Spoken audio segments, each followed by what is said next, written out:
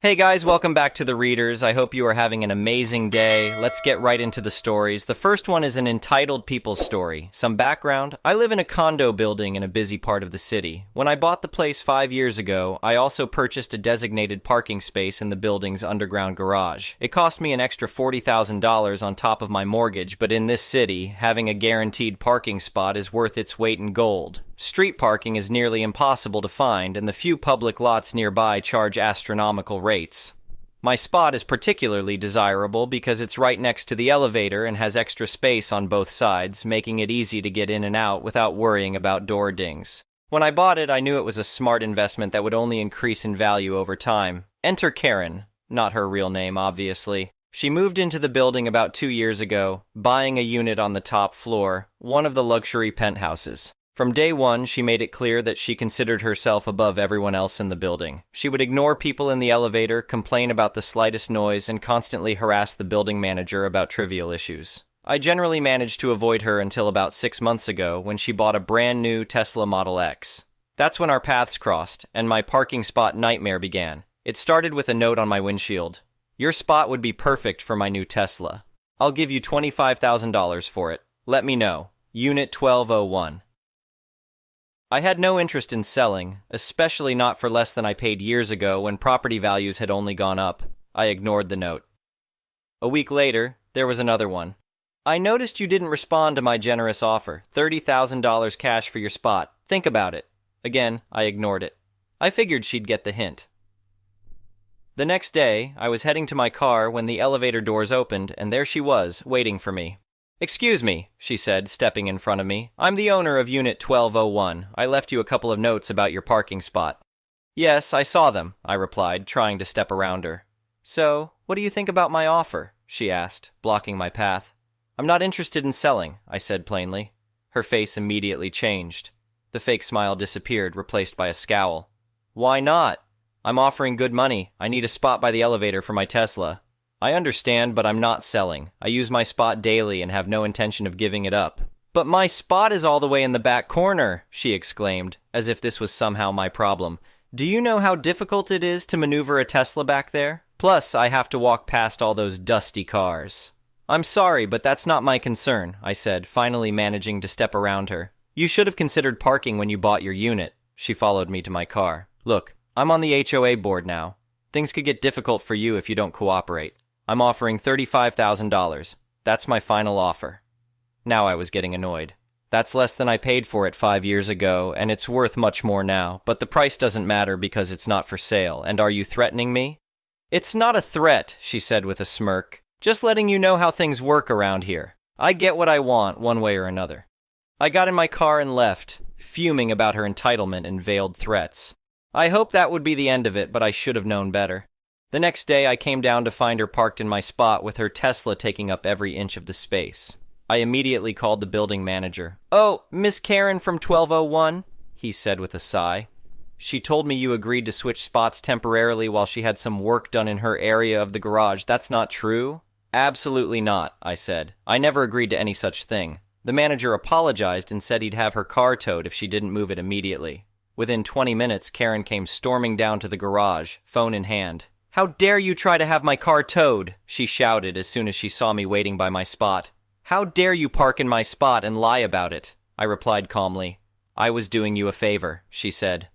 "I wanted you to see how much more sense it makes for me to have this spot. My Tesla deserves to be showcased by the elevator, not hidden in the back." I just stared at her. "Move your car, now." She eventually did, but not before warning me that this isn't over. And it wasn't.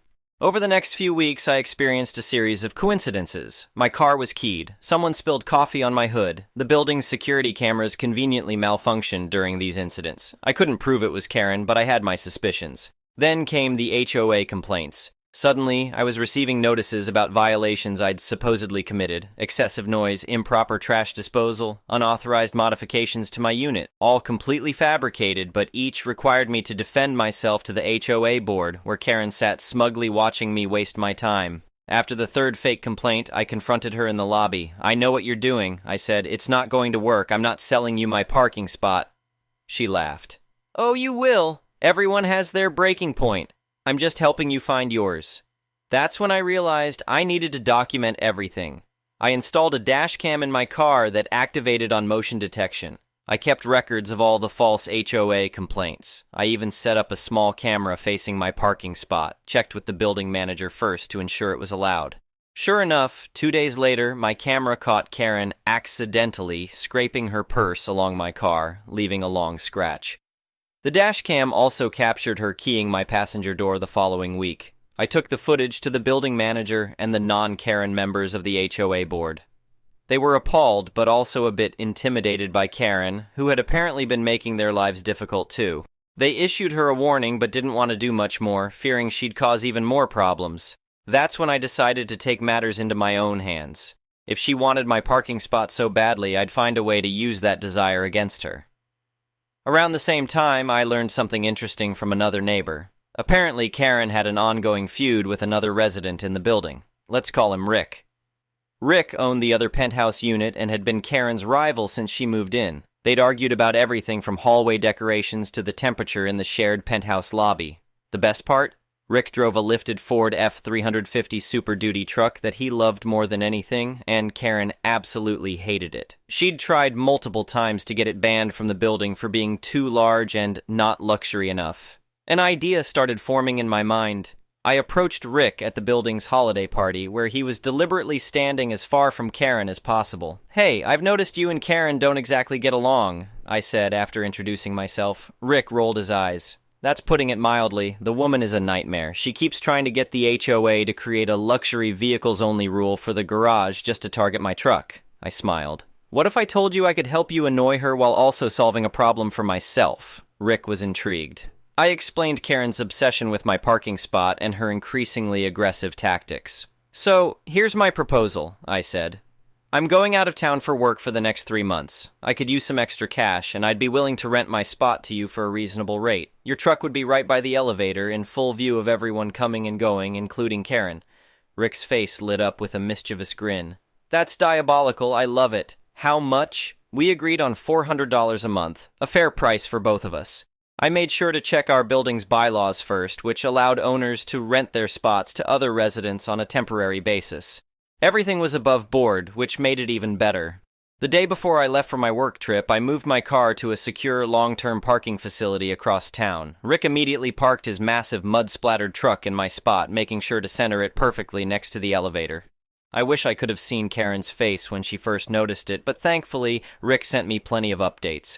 Apparently, she stormed down to the building manager's office, demanding that the monstrosity be removed from her spot. When the manager explained that I had legally rented the spot to Rick while I was away, she reportedly turned so red that he was concerned she might need medical attention. Karen then tried to outbid Rick for the spot, offering him $600 a month to park elsewhere. He declined, telling her, "It's not about the money, the view from here is just too good." He sent me a picture of her Tesla, now parked in the farthest, dingiest corner of the garage where his truck used to be. Over the next few weeks, Rick kept me updated on Karen's escalating frustration. She tried everything, offering more money, filing bogus complaints with the HOA, even attempting to have building rules changed retroactively to prevent spot rentals. Nothing worked.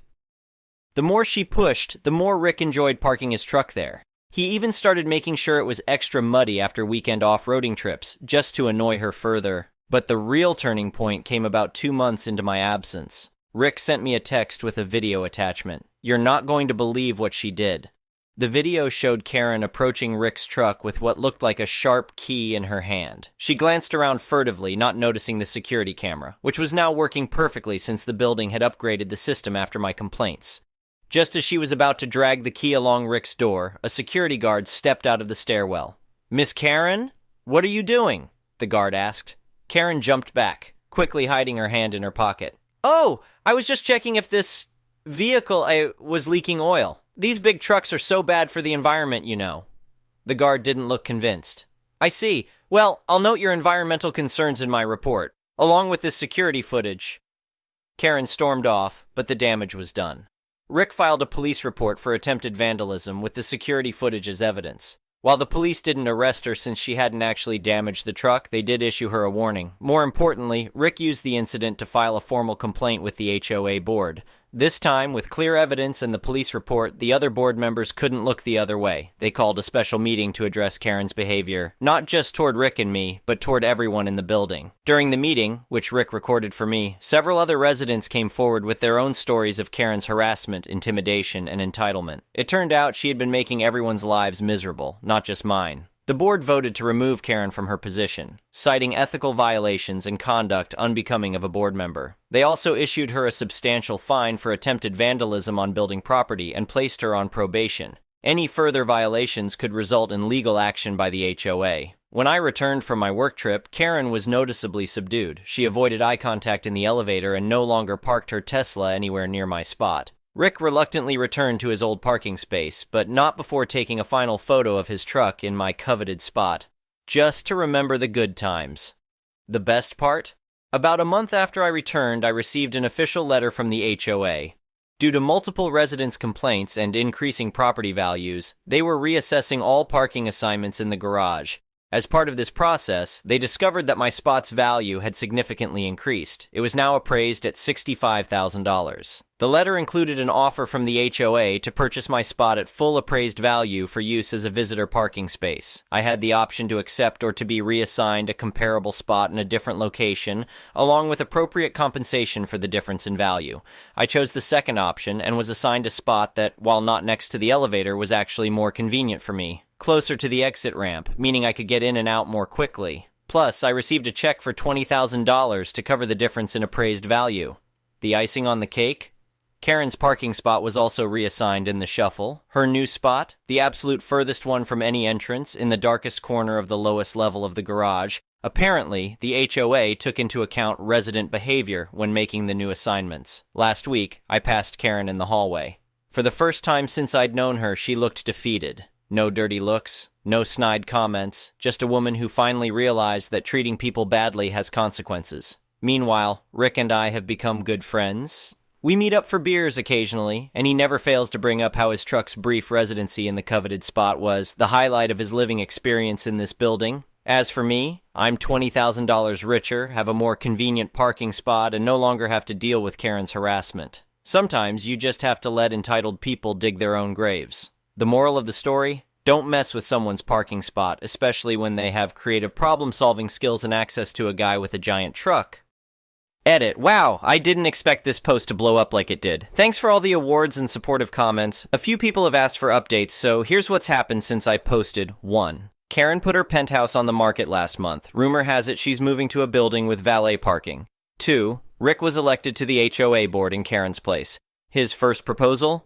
Better security cameras in the garage. 3. The building manager sent me a thank you card for helping restore peace to the community. Apparently, complaints are down 70% since Karen's removal from the board. Sometimes justice is sweet and comes with a parking upgrade. The next one is a malicious compliances story. For some background, I used to work at a family-owned pizzeria in my hometown. At the time this story took place, I had been delivering food for them as well as picking up the odd pizza oven shift for close to 8 years. Aside from the owner and 2 of our 3 managers, I was their longest tenured employee. Towards the end of my stint working there, I began to feel incredibly disrespected and undervalued by the owner as well as 2 of our managers. 2 of my regular 4 shifts per week were unfortunately shared with a manager who had started at that job before me, as well as the manager who had started after me. Both of these managers had personal relationships with my boss, and neither of them actually managed anything. Scheduling our shifts was always up to the delivery drivers / waitresses / phone people amongst themselves. We didn't actually have anybody at this pizzeria that functioned as a real manager.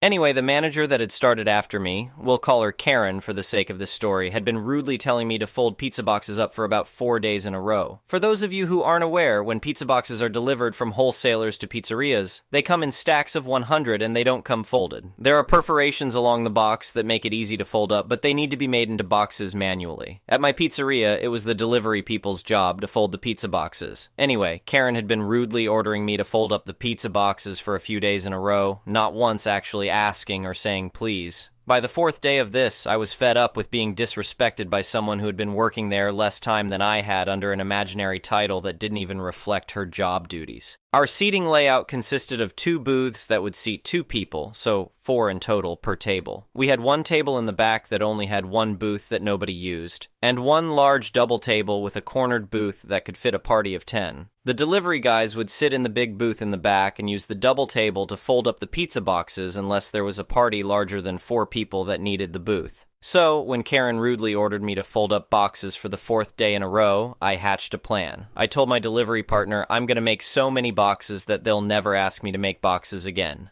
And I did just that. I folded up enough 12 pizza boxes to fill the entire cornered booth in the back. That wasn't enough though, because when I took the boxes from the booth to the shelf where we stored them in the back room, I had space to make more boxes. So I filled the entire booth again. That wasn't enough either though, because I stored the boxes that were in the booth on the one table that no customers used.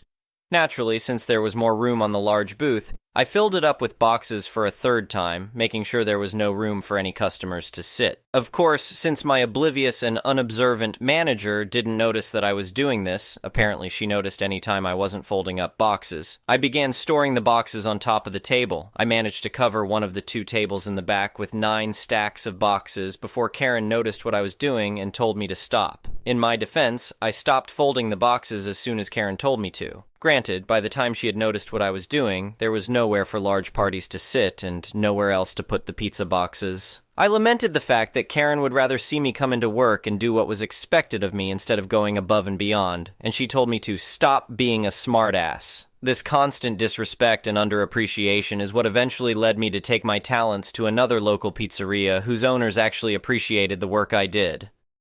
The next one is an entitled parent story. My mom always had medical problems resulting into surgeries if it's for her shoulder, back, knee. Those are the ones I can remember, but I think there's more. It was always very intense, like having to help my mom get dressed and do stuff for her. I don't mind helping her do stuff, but the getting dressed part I always felt uncomfortable with. I'm not the best person at this type of stuff. My mom might be getting a hip replacement soon. She said that she needs my help, but thing is, I'll be visiting my husband in April and August in South Korea, so I won't be home. My dad will be home to help, but I don't know if that's enough. I suggested to my mom how about a rehab facility. She said if the doctor doesn't mention it, she won't bring it up, and she expressed to me she doesn't want to go when her family can take care of her. I told her I understand, but the people who work at rehabs can help more in a professional way that myself nor my dad knows how to help in that way. I also used to have back problems, so to this day I'm very careful and I don't want to physically put myself in any type of situation that can hurt my back. Really, I'm not in any good physical condition to help her. I'm not trying to sound oh poor me, but besides a history with a bad back, I'm only 4'11" and weigh 117. I'm not in the best condition to help her the way she would need help. My mom also said if it was me, she would help me because that's what family is for. I told her that I don't expect anyone to help me if I had a medical procedure done and I rather get medical help, because trained professionals can help me recover more than my mom or dad could. Over dinner, my mom was telling me about her hip replacement and she needs my help. I told her I'm not comfortable taking care of her when there's medical professionals that can take care of her.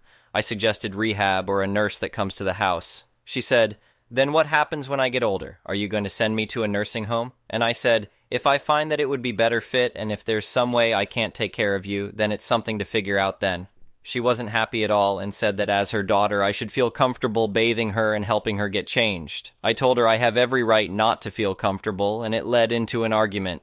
She insisted that this is a part of life and daughters are happy to take care of their mothers, and I said, everyone is different. I said to her that she sent her mom to a nursing home and she said the nursing home killed her mother and it's all a rat hole. I said, they aren't all like that, and maybe grandma died from other reasons. She then threw it back at me and said, I can't believe I have such a mean, horrible daughter. I went completely quiet and said, you have a son too. How is he going to help? She said it's the daughter's responsibility to help and doesn't expect my brother to do this stuff. For some background, my husband is in South Korea as we're waiting for a visa that takes 1.5 years. I could have moved to South Korea, but I felt like life would be better here, but also, with guilt from my parents, I thought life would be better here. During the argument, I said I should have moved to South Korea. My mom continued to scream and told me not to threaten her with that. But really, I gave up being with my husband in South Korea to live this life. I have a history with depression, and I don't want to get into how deep it is. I'm not looking for, oh, poor me, but I went to my room and I overheard my mom telling my dad to check on me in case something happened. He said, no, I'm not going to do that. A part of me was hoping my dad would open the door to see if I was okay, but I guess I'm completely wrong to assume that. It's like we're not even at this point of life yet where she's old and needs this stuff. Yeah, she's in bad physical health, but she's only 65. I don't know what to do if I'm wrong for any of this. I can't believe I gave up being with my husband and only see him 3 times a year for this. I don't know why my brother is excused from this, but I'm expected to be the helpful for suggesting to my mom she should go to rehab after a medical procedure. Thank you for watching. I would really appreciate it if you could like the video and subscribe to our channel if you haven't already. We'll see you.